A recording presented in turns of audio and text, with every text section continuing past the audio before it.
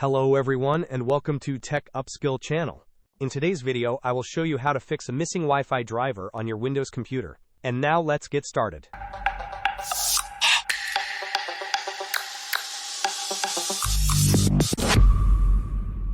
If your network driver is missing, the first step is to open up the Start menu. Search for Device Manager and click on the application. You will then need to expand the drop-down next to Network Adapters. First, make sure your network adapter is not accidentally disabled. Sometimes, it can appear missing when it is actually just disabled from the list. When a device is disabled, it will have a disabled icon next to it.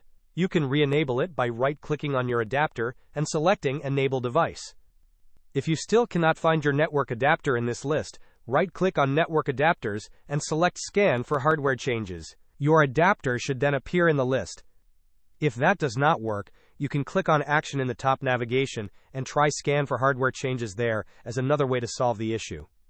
The third method to get your driver to reappear is to click on View in the top navigation and then select Show Hidden Devices. Sometimes, the Wi-Fi adapter might simply be hidden. If this is the case, it should now appear in this list. If all of those steps do not work, close out of this window. Open up the Start menu again, search for Settings, and click on the application. On the left-hand side, select Network and Internet. Scroll down to Advanced Network Settings, then scroll further down to Network Reset and click on it. Finally, press the Reset Now button and confirm with Yes. After completing this, you will need to restart your computer.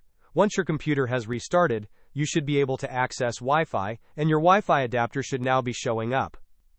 Hope this was helpful. Don't forget to like and subscribe if you enjoyed. As always, thanks for watching and I will see you in the next video.